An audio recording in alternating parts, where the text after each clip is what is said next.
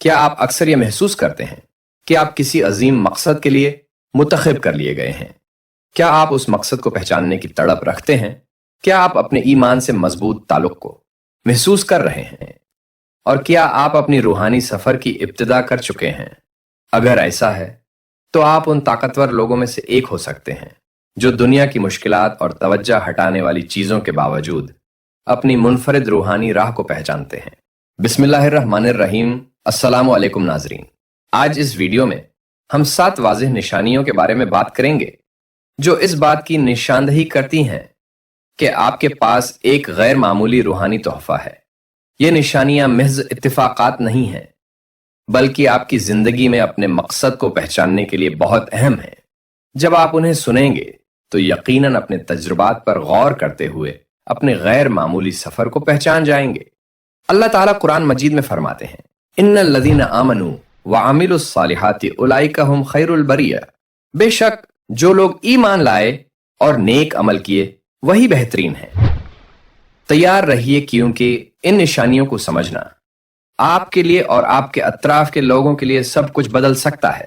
آئیے آج اس راز سے پردہ اٹھاتے ہیں کہ آپ اپنے روحانی سفر میں کہاں کھڑے ہیں اور کیا آپ بھی ان خوش نصیبوں میں سے ہیں جنہیں اللہ نے چن لیا ہے۔ نمبر 1، کیا آپ اللہ سے وفادار ہیں اور اللہ کی موجودگی کا احساس آپ کو ہر وقت رہتا ہے؟ اگر ایسا ہے تو یہ پوائنٹ آپ کے لیے ہے۔ وفادار روح ہمیشہ اللہ کی خوشنودی اور قربت کی طلب میں رہتی ہے، اور یہ وفاداری آپ کو گناہ میں گرنے سے بھی محفوظ رکھتی ہے۔ جانتے ہیں اللہ سے وفاداری کیا ہوتی ہے اور وہ کیسے اللہ کی موجودگی کا احساس دلاتی رہتی ہے، اور کیسے آپ کے تعلق کو اللہ کے ساتھ مضبوط کر کے زندگی گزارنے کا طریقہ سکھاتی ہے۔ ان تمام سوالوں کے جواب اس چھوٹی سی حدیث سے سمجھتے ہیں۔ نبی محمد صلی اللہ علیہ وسلم نے فرمایا، اللہ کے نزدیک سب سے زیادہ محبوب اعمال وہ ہیں جو مستقل کیے جائیں، چاہے وہ تھوڑے ہی کیوں نہ ہوں۔ عبادت میں استقامت اللہ کے چنے ہوئے لوگوں میں سے ہونے کی ایک اہم علامت ہے، اور یہی اللہ کے ساتھ وفاداری ہے کہ ہم جو بھی عبادت کریں، نماز، روزہ یا اللہ کا ذکر، تو وہ مستقل ہونے چاہیے اور ہر کام سے اہم یعنی سر فہرست ہونے چاہیے۔ ہم تھوڑی ہی عبادت کریں لیکن خلوص کے ساتھ اور مستقل کریں تو اس کا بے حد اجر ہے۔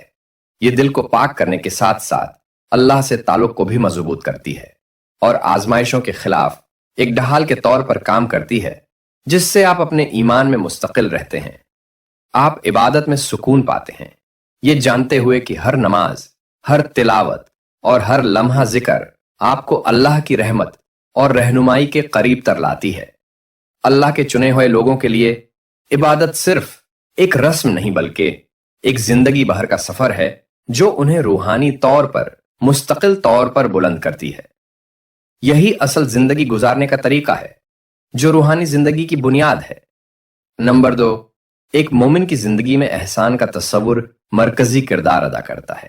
حضرت محمد صلی اللہ علیہ وآلہ وسلم سب سے زیادہ رحم دل اور سخی تھے، ہمیشہ ضرورت مندوں کی مدد کرنے کے لیے تیار رہتے تھے، اور انہوں نے اپنے ماننے والوں کو بھی ایسا کرنے کی ترغیب دی۔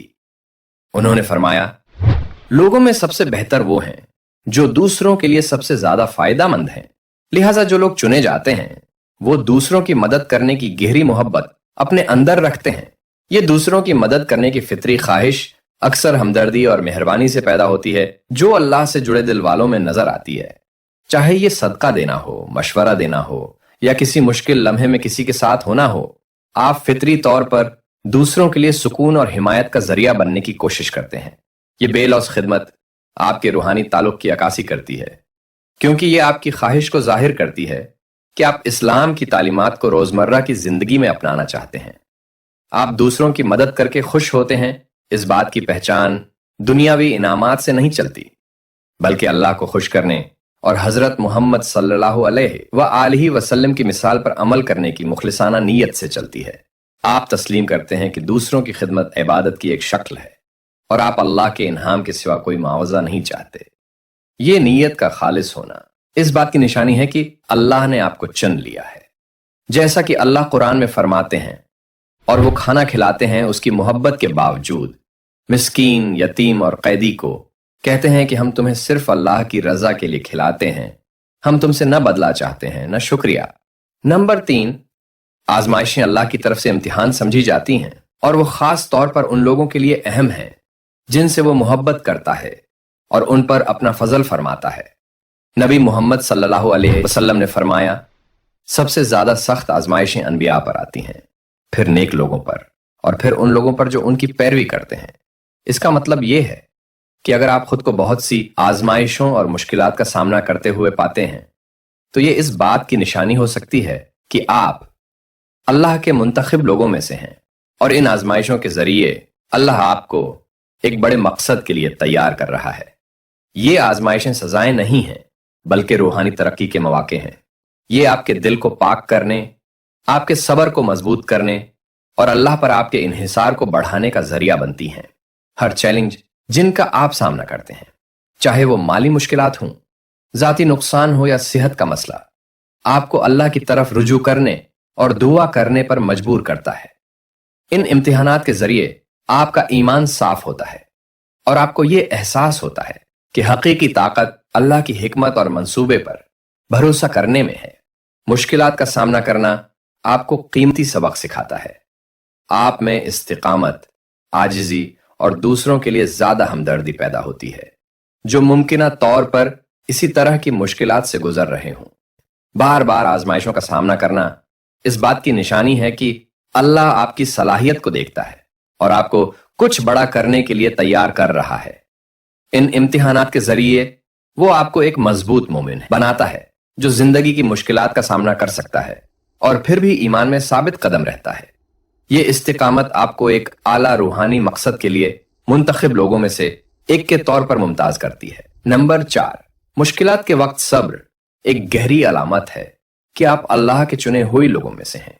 قرآن کریم میں اللہ تعالیٰ فرماتے ہیں، ان اللہ مع الصابرین، بے شک اللہ صبر کرنے والوں کے ساتھ ہے۔ جب آپ مشکلات کا صبر کے ساتھ سامنا کرتے ہیں تو یہ آپ کے اللہ پر اعتماد اور اس کی حکمت اور وقت پر آپ کے غیر متزلزل ایمان کو ظاہر کرتا ہے۔ مشکلات کا سامنا کرنا کبھی آسان نہیں ہوتا، لیکن جن لوگوں کا روحانی رجحان ہوتا ہے ان کے لیے یہ چیلنجز اللہ کے ساتھ گہرے تعلق کے مواقع بن جاتے ہیں۔ اس کے علاوہ صبر اندرونی قوت کو فروغ دیتا ہے۔ آپ اپنے جذبات اور رد عمل کو مینج کرنا سیکھتے ہیں، نا امیدی یا اداسی سے پرہیز کرتے ہیں۔ نفیت کے آگے جھکنے کے بجائے آپ نماز اور ذکر کی طرف رجوع کرتے ہیں، اپنے ایمان میں سکون تلاش کرتے ہیں۔ آخرکار مشکلات کے دوران صبر آپ کے اللہ کے منتخب لوگوں میں سے ہونے کی گواہی دیتی ہے۔ یہ ایک ایسے دل کی عکاسی کرتی ہے جو ایمان میں جڑا ہوا ہے، اللہ کی رحمت اور انصاف پر پورے اعتماد کے ساتھ۔ نمبر 5 ایک بہت ہی خوبصورت صفحہ ہے اللہ کے چنے ہوئے بندوں کی زندگی کا، اور وہ ہے واضح روحانی بصیرت۔ یہ اندرونی رہنمائی اللہ کی طرف سے ایک تحفہ ہے جو آپ کو بغیر کسی بیرونی اثر کے صحیح اور غلط کو پوری طرح سمجھنے کی اجازت دیتی ہے۔ یہ شعور کی ایک بلند سطح ہے جو آپ کے فیصلوں اور اعمال کی رہنمائی کرتی ہے اور اکثر آپ کو اسلامی اقدار کے مطابق انتخاب کی طرف لے جاتی ہے۔ یہ بصیرت محض ایک اندرونی احساس نہیں ہے بلکہ آپ کے ایمان اور اللہ کی رہنمائی پر انحصار کا ایک گہرا تعلق ہے۔ جب آپ مشکل فیصلوں یا اخلاقی مسائل کا سامنا کرتے ہیں تو آپ کا دل فطری طور پر اس راستے کی طرف مائل ہوتا ہے جو اللہ کو خوش کرتا ہے۔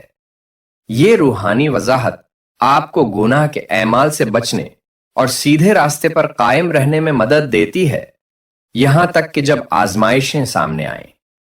ایسا ہے جیسے اللہ نے آپ کے دل میں ایک روشنی رکھی ہو جو آپ کو حکمت اور بصیرت کے ساتھ زندگی کے چیلنجز کا سامنا کرنے میں مدد دیتی ہے۔ یہ نبی محمد صلی اللہ علیہ وسلم کی حدیث میں منعکس ہوتا ہے۔ آپ نے فرمایا، اتقوا فراست المومن فإنہ ینظر بنور اللہ، مومن کی فراست سے بچو کیونکہ وہ اللہ کے نور سے دیکھتا ہے۔ اس کے علاوہ یہ بصیرت اکثر امن یا بے چینی کے ایک مضبوط احساس کے طور پر ظاہر ہوتی ہے جب آپ کچھ اعمال یا صورتحال پر غور کرتے ہیں۔ اگر کچھ اسلامی تعلیمات کے مطابق صحیح محسوس ہوتا ہے تو آپ کو سکون اور اعتماد کا احساس ہوتا ہے۔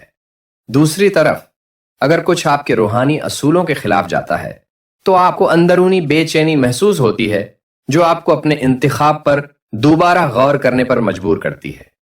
یہ بلند شعور آپ کو اللہ کی طرف سے ملنے والے لطیف اشاروں کو پہچاننے میں بھی مدد دیتا ہے، جیسے آپ کی دعاؤں کے نتائج یا آپ کی زندگی میں ہونے والے واقعات جو اس بات کی تصدیق کرتے ہیں کہ آپ صحیح راستے پر ہیں۔ آپ کا روحانی بصیرت وقت کے ساتھ ساتھ اللہ کے ساتھ اپنے تعلق کو عبادت، دعا اور غور و فکر کے ذریعے گہرا کرنے کے ساتھ تیز ہوتی جاتی ہے۔ یہ اندرونی رہنمائی ایک طاقتور اشارہ ہے کہ آپ منتخب لوگوں میں سے ہیں جو اللہ کی طرف سے خاص طور پر ایک بڑے مقصد کو پورا کرنے کے لیے پسند کیے گئے ہیں۔ نمبر 6، اگر آپ کے اندر علم حاصل کرنے کی شدید پیاس ہے، خاص طور پر دین کے علم کی، تو یہ اس بات کی علامت ہے کہ آپ منتخب لوگوں میں سے ہیں، کیونکہ یہ سچائی اور سمجھ بوجھ کی تلاش دنیاوی خواہشات سے نہیں بلکہ اللہ کے قریب ہونے کی گہری روحانی خواہش سے پیدا ہوتی ہے۔ یہ خواہش کی وہ قسم ہے جو آپ کو قرآن، حدیث یا نبی صلی اللہ علیہ وسلم اور ان کے صحابہ کی زندگیوں کے ذریعے اسلامی تعلیمات کے بارے میں مزید جاننے پر مجبور کرتی ہے۔ یہ علم کی خواہش محض علمی نہیں ہے، یہ آپ کی زندگی کو متاثر کرتی ہے، آپ کے اعمال اور فیصلوں کو شکل دیتی ہے۔ آپ جو علم حاصل کرتے ہیں وہ فخر یا علمی برتری کے لیے نہیں بلکہ حکمت حاصل کرنے، بہتر مسلمان بننے اور دوسروں کی مدد کرنے کے لیے حاصل کرتے ہیں۔ نبی صلی اللہ علیہ وسلم نے فرمایا، علم حاصل کرنا ہر مسلمان پر فرض ہے۔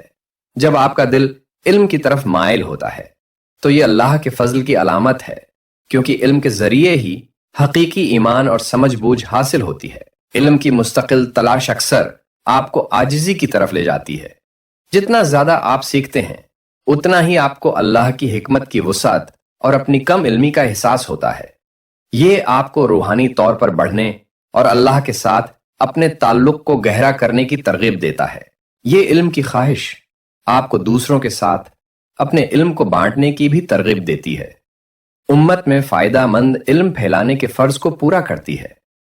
اس طرح منتخب لوگ دوسروں کے لیے روشنی کے مینار بن جاتے ہیں، انہیں سچائی اور سیدھے رستے کی طرف گامزن کرتے ہیں۔ نمبر 7، نبی محمد صلی اللہ علیہ وسلم نے امت میں باہمی اتصال کو یوں بیان کیا۔ مومنین کی مثال ان کی باہمی محبت، ہمدردی اور ہمدلی میں ایک جسم کی طرح ہے۔ جب اس کا ایک حصہ درد محسوس کرتا ہے تو پورا جسم درد محسوس کرتا ہے۔ یعنی اللہ کے چنے ہوئے لوگ دوسروں کی فلاح و بہبود میں مثبت طور پر حصہ ڈالنے کے لیے آگے آگے رہتے ہیں۔ ان میں معاشرتی ذمہ داری کا مضبوط احساس ہوتا ہے، چاہے یہ آپ کا وقت دینے، خیراتی مقاصد کے لیے عطیات دینے یا صرف ایک اچھے ہمسایہ ہونے کی صورت میں ہو۔ آپ معاشرت میں اپنا کردار ادا کرنے کی کوشش کرتے ہیں، چاہے وہ افراد کو متاثر کرے یا وسیع تر معاشرت کو۔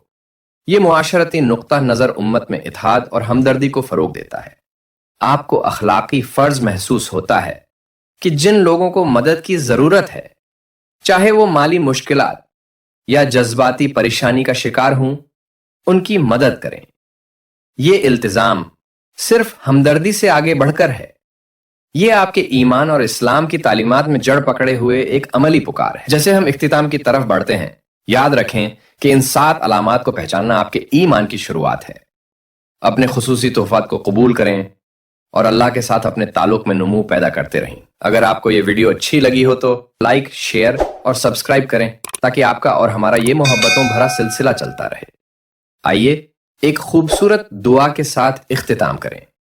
پیارے اللہ پاک ہمیں قوت دے، ہمارے ایمان کو مضبوط کر اور ہمیں اس زندگی میں ہمارا مقصد پورا کرنے کی رہنمائی فرما۔ آمین۔ آج کی ویڈیو سے متعلق اپنی دعائیں یا تجربات نیچے کامنٹ باکس میں شیئر کریں۔ آپ کی بصیرتیں ہماری سوسائٹی میں دوسروں کو تحریک دے سکتی ہیں۔ ہمارے چینل کا حصہ بننے کے لیے شکریہ۔ اللہ آپ کو بہت ساری برکات عطا فرمائے۔ آمین ثم آمین۔